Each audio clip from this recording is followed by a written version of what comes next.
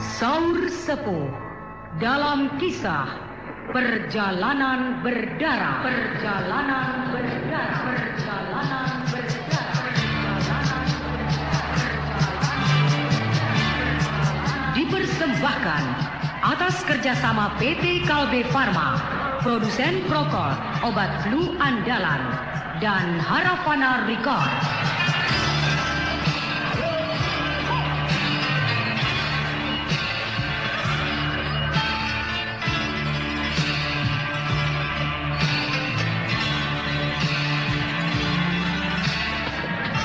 Naskah karya Niki Kosasi, didukung oleh Teater Harafana. Teknik dan montase Indra Mahendra.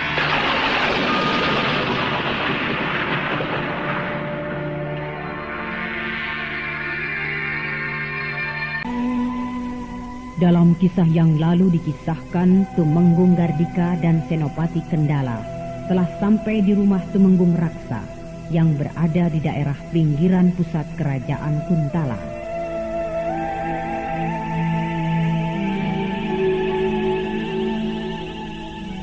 Segera mereka bertiga mengadakan mufakat yang memutuskan untuk menghadap kepada Sri Baginda Maharaja Kuntala yang agung.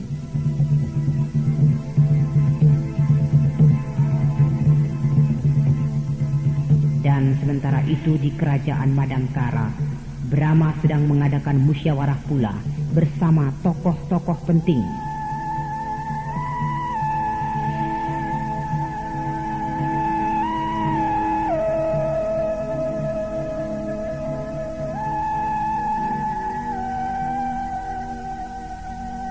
Maksud saya memanggil kalian bertiga ialah untuk membicarakan langkah selanjutnya di dalam menghadapi serangan dari Kuntala. Serangan dari Kuntala? Iya, Mantili. Sebab pasti mereka tidak akan tinggal diam. Malahan menjadi marah. Salah satu kerajaan jajahannya terlepas dari tangan mereka. Kita lawan saja, Kakak. Tapi akan seperti Kancil lawan gajah. Kancil lawan gajah? Kita boleh bangga dengan kekuatan kita, tapi juga harus jujur mengakui kehebatan musuh. Nah, kerajaan Kuntala adalah sebuah kerajaan besar. Kerajaan kita, kerajaan Madangkara ini, tidak ada apa-apanya kalau dibandingkan dengan kerajaan Kuntala. Benar, tuanku. 6 tahun saya bekerja di kerajaan Kuntala dan menyaksikan seluk-beluk angkatan perangnya. Bukan saya memuji musuh kita, tapi benarlah adanya bahwa angkatan perang kerajaan Kuntala sangatlah besar dan kuat, dipimpin oleh para perwira yang tangguh, yang sudah kenyang pengalaman perangnya. Di saat tidak ada perang, mereka dengan teratur selalu mengadakan latihan perang-perangan, sehingga bila mana dibutuhkan, mereka sudah siap. Jadi saya kira, di dalam menghadapi angkatan perang yang tangguh seperti itu, kita harus berpikir 100 kali. Raden Samba meremehkan angkatan perang kita sendiri? Sama sekali tidak begitu, Mantili. Angkatan perang kita memang hebat. Tapi seperti Tuanku Brahma, kita harus bersikap jujur. Maka dengan jujur pula saya katakan, kekuatan angkatan perang kita hanyalah sepertiganya angkatan perang kerajaan Kuntala. Kalau begitu, jelas kita akan kalah. Kalau di atas kertas, memang kita tidak akan kuat menghadapi angkatan perang kerajaan Kuntala. Akan tetapi, seperti kata Tuanku Brahma, kita adalah kancil dan mereka adalah gajah. Nah, kancil biasanya banyak akalnya. Raden sungguh arif. Bukan begitu, Patih Gotawa? Benar, Tuanku Brahma. Apa yang dituturkan oleh Raden Samba adalah benar semuanya. Saya sendiri pernah mengalaminya, bertempur langsung dengan angkatan perang kerajaan Kuntala ketika mereka hendak menjajah negeri ini. Dan benarlah bahwa mereka sungguh-sungguh angkatan perang nomor 1, terlatih baik dan sangat berpengalaman. Bila demikian, bagaimanakah akal sang kancil untuk menghadapi sang gajah? Dengan mengajak semua negeri jajahan bersama-sama mengangkat senjata melawan kerajaan Kuntala. Maksud tuanku? Seperti yang sering saya katakan, tanpa persatuan kita pasti gagal. Tapi dengan persatuan, apa saja akan bisa kita atasi. Bila demikian, tuanku akan mengajak kerajaan-kerajaan lain yang juga dijajah oleh kerajaan Kuntala untuk bersatu dengan kita melawan penjajah. Benar. Sebab kalau kita sendirian melawan Kuntala, jelas kita akan hancur. Tapi kalau bersama kira-kira 4 atau 5 kerajaan lain, pasti menang. Setidak-tidaknya akan membuat kerajaan Kuntala kewalahan. Gagasan tuanku sungguh gemilang. Saya mendukung 100%. Nah, atas dukungan tersebut, maka dengan ini saya mengajukan kerajaan Sanggam sebagai kawan pertama. Kerajaan Sanggam? Itu kan kerajaanmu, Raden. Iya, benar Mantili. Saya berani jamin, kerajaan Sanggam akan menyambut baik gagasan tuanku Brahma untuk mempersatukan semua negeri jajahan. Tapi Raja Sanggam dengan Raja Kuntala bersahabat. Jadi mana mungkin Raja Sanggam mau ikut dengan kita? Persahabatan itu persahabatan yang semu, Mantili. Maksudmu? Itu wajar terjadi di antara raja terjajah dengan raja yang menjajahkan. Begitu. Itulah, maka saya berani jamin. Pasti Raja Sanggam mau diajak kerjasama. Saya mengucapkan terima kasih atas dukungan Raden. Dan mungkin Raden sendiri yang akan saya utus ke kerajaan Sanggam. Ibarat pulang kampung, bukan? Terima kasih tuanku. Senang sekali saya menerima tugas tersebut. Saya ikut. Maaf. Adikku Mantili, perkara kau ingin ikut dengan Raden Samba pergi ke kerajaan Sanggam, aku mengizinkan. Tapi apakah Raden Samba mau disertai olehmu? Oh, kalau tidak boleh, tahu rasa nanti. Awas. Nah, sekarang marilah kita lihat peta ini. Daulat tuanku.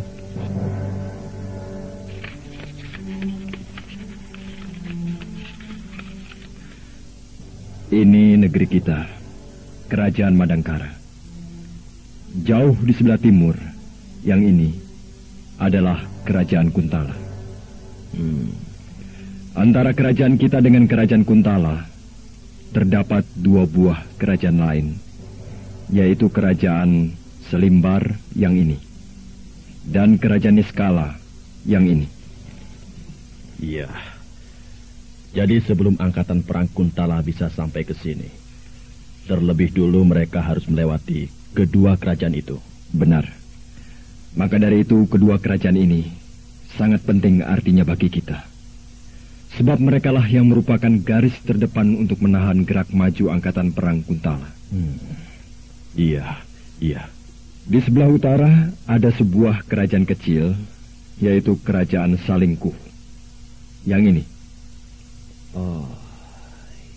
Dan di sebelah barat ada sebuah kerajaan cukup besar, yaitu kerajaan Gudawang. Yang ini. Oh iya. Di sebelah selatan ada 2 buah kerajaan, yaitu ini. Kerajaan yang termasyhur keindahan alamnya, serta gadis-gadisnya yang cantik. Pasti Anda semua sudah tahu, terutama Raden Samba. Itu kerajaan saya, kerajaan Sanggam. Kerajaanmu yang ini ya? Iya, ini tanah air saya, kerajaan Sanggam. Lalu yang ini? Satu lagi, kerajaan apa Kakang Brahma? Itu kerajaan Saptarema. Ini kerajaan Saptarema yang rajanya bertangan 10. Sebenarnya tangannya 2, seperti kita Mantili. Tapi karena kesaktiannya yang bisa ribuan batu dari sungai Talamenta hanya dalam waktu 1 malam, maka dikira orang dia punya tangan lebih dari 2. Paman Patih sudah pernah berjumpa dengannya? Sudah. Dan saya lihat tangannya tetap 2. Iya. Nah, setelah kita melihat gambar peta tadi, maka jelas letak kerajaan kita yang paling menguntungkan, sebab dikelilingi oleh 5 buah kerajaan besar dan kecil. Supaya aman, kelima kerajaan itu saja yang kita ajak kerjasama, Kakang. Tuanku. Susah kalau punya kakak jadi raja. Kebiasaannya panggil Kakang jadi tuanku. Tuanku Kakang saja ya. Tuanku Kakang. Nah, benar katamu Mantili. Kelima kerajaan itulah pertama-tama yang harus dihubungi. Daulat tuanku. Di keempat kerajaan, yaitu Kerajaan Sanggam, Kerajaan Selimbar, Kerajaan Salingkuh, dan Kerajaan Saptarema, semuanya ada rajanya. Dalam arti kata, kerajaan-kerajaan itu diperintah oleh seorang raja yang asli bangsa negeri itu, dan juga merupakan keturunan raja-raja terdahulu. Hanya satu kerajaan yang tidak mempunyai raja, yaitu Kerajaan Niskala. Kerajaan Niskala ini sama dengan kita, diperintah seorang tumenggung yang dikirim dari pusat Kerajaan Kuntala. Seperti kerajaan kita ya, Kakang? Diperintah oleh Tumenggung Gardika? Iya, benar Mantili. Kenapa begitu? Mungkin Kerajaan Madangkara dan Kerajaan Niskala merupakan kerajaan yang besar dan dianggap rawan. Maka rajanya dicopot dan diganti oleh seorang tumenggung yang langsung ditunjuk oleh pusat. Begitu. Nah, untuk menghubungi kelima kerajaan tersebut sudah saya tentukan. Yaitu untuk pergi ke Kerajaan Sanggam ialah Raden Samba sendiri disertai oleh Mantili. Yang pergi ke Kerajaan Saptarema, saya tugaskan Senopati Ringkin. Yang pergi ke Kerajaan Salingkuh, saya tugaskan Petinggi Jamrong. Hidup Jamrong, hidup Jamrong. Yang pergi ke Kerajaan Selimbar, saya tugaskan Adipati Maskar. Hidup Maskar. Dan yang pergi ke Kerajaan Niskala, saya tugaskan Senopati Barnawi. Hidup Barnawi. Mantili, Raden Samba, Senopati Ringkin, Senopati Barnawi, Adipati Maskar, dan Petinggi Jamrong. Siaga! Lakukanlah tugas kalian sebaik-baiknya. Pekerjaan kalian tentu saja tidak akan selamanya lancar dan mulus. Sebab tidak semua bangsa terjajah mau merdeka. Dalam arti kata, banyak yang berjiwa kerdil, yang lebih suka tetap dijajah karena menganggap penjajah lebih pintar, lebih pandai dalam mengatur negara. Keadaan yang makmur, sandang dan pangan berlimpah, dengan harga yang murah, biasanya selalu dijadikan alasan bahwa hidup sudah enak begini. Buat apa susah-susah perang melawan penjajah? Belum tentu kita bisa mengatur negara sepintar penjajah. Nah, di dalam menghadapi manusia-manusia semacam itulah, kalian harus arif dan bijaksana. Jangan mempergunakan kekerasan kalau tidak terpaksa betul. Lakukanlah pendekatan yang bijaksana kepada para tokoh penting di negara yang bersangkutan. Kalau ada masalah yang benar-benar tidak bisa dipecahkan sendiri, lekaslah pulang ke sini untuk berunding dengan aku atau dengan Mahapati Gutawa. Nah, cukup sekian bekal mental untuk kalian. Selamat bertugas.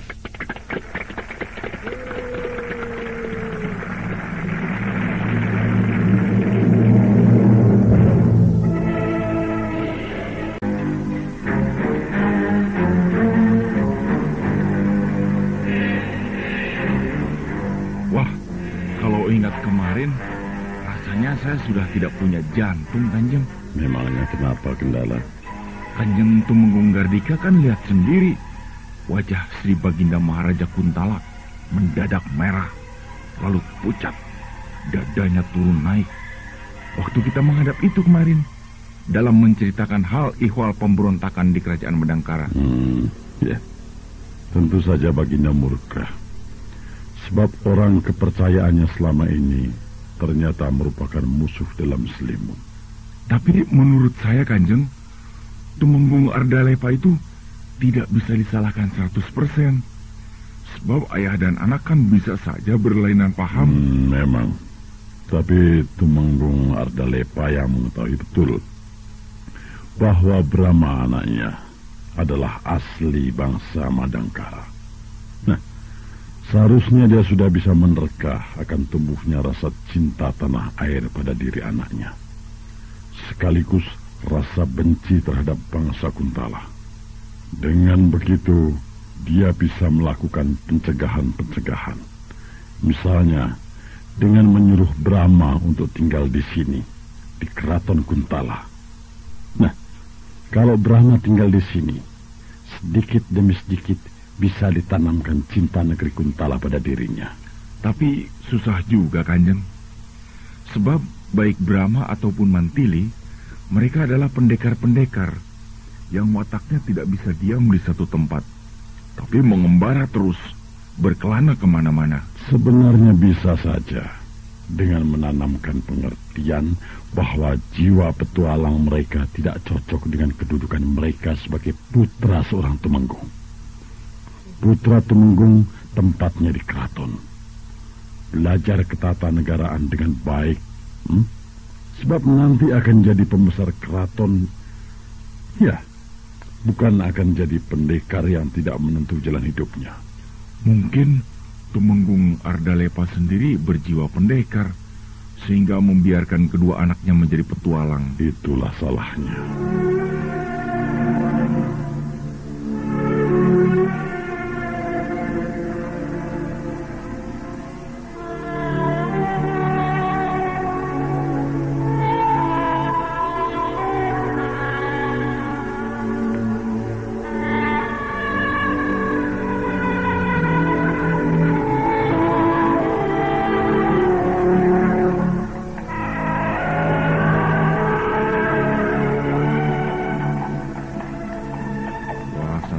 Kita ini, Mantili. Memangnya mau berangkat ke medan perang? Kita kan cuma mau pulang ke kampung halamanmu. Iya, tapi bukan sekedar pulang, bukan, melainkan sambil mengemban tugas. Kau sudah kangen banget ya, ingin cepat sampai di tanah airmu. Perasaan itu tentu saja ada. Ya, maklum sudah berapa lama aku tidak pulang. Aku juga penasaran, ingin melihat sampai di mana sih keindahan negeri Sanggam yang termasyhur itu. Aku sendiri sebagai orang Sanggam, rasanya melihat tanah airku biasa-biasa saja. Tapi orang lain yang mengatakan negeriku negeri yang indah. Mungkin karena dekat ke laut, jadi pemandangan pantainya yang indah. Ya, mungkin juga.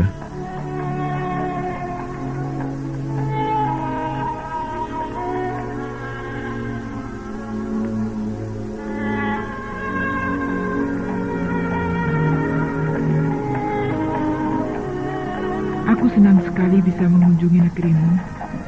Tapi di balik itu, aku berdebar-debar. Loh, memangnya kenapa?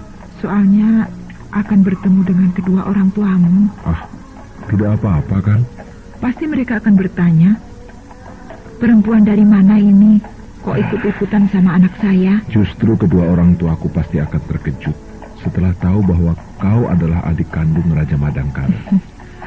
Yang akan lebih membuat terkejut lagi ialah kau putra Tumenggung Ardalepa, pembesar kerajaan Kuntala. Aku jadi ingat pada ayah dan ibuku di Kuntala. Ada baiknya suatu waktu kau mengunjungi kedua orang tuamu itu. Iya, tapi tentunya tidak akan sebebas seperti dulu. Sebab aku sekarang sudah dianggap pemberontak. Iya, aku jadi berpikir jauh. Maksudmu? Seandainya berita pemberontakan di kerajaan Madangkara sudah sampai di pusat kerajaan Kuntala, lalu mengetahui tokoh pimpinan pemberontakan adalah kedua putra Tumenggung Ardalepa.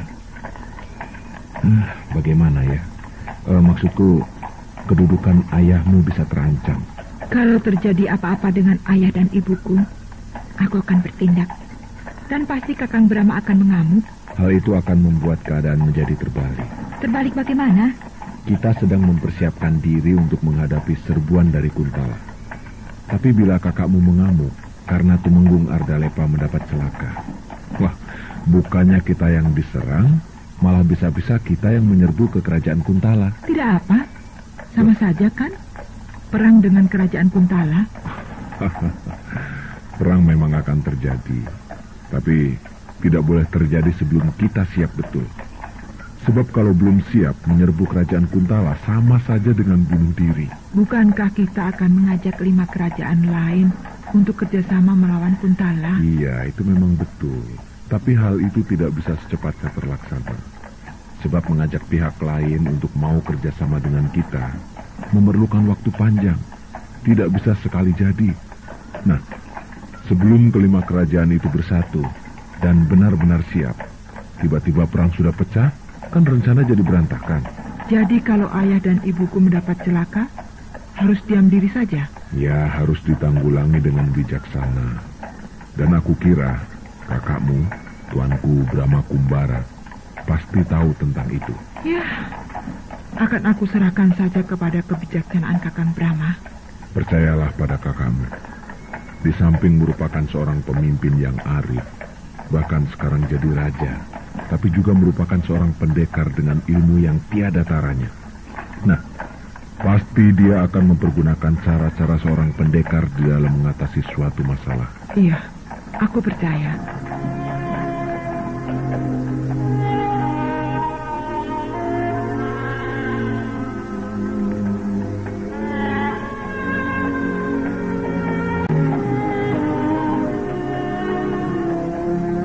Kau mempersoalkan keselamatan ayahku. Lalu kau sendiri bagaimana? Kau bekas seorang pejabat kerajaan Kuntala. Sekarang jadi pemberontak juga. Nah, bagaimana dengan kedudukan ayahmu? Hal itu sudah aku perhitungkan. Yang menurut perhitunganku tidak akan terlalu gawat. Sebab selain letaknya sangat jauh dari pusat kerajaan Kuntala, jadi sewaktu-waktu bisa dengan cepat menyelamatkan diri kalau ada apa-apa. Juga ayahku. Ya, dia erat sekali dengan Raja Sanggan, yang sama-sama anti penjajah. Jadi aku kira ayahku akan dilindungi oleh Raja Sanggan. Apalagi aku mau datang untuk membawa tugas mengajak kerjasama dengan Kerajaan Madangkara. Maka tentu serta-merta akan bangkit jiwa patriot mereka. Iya.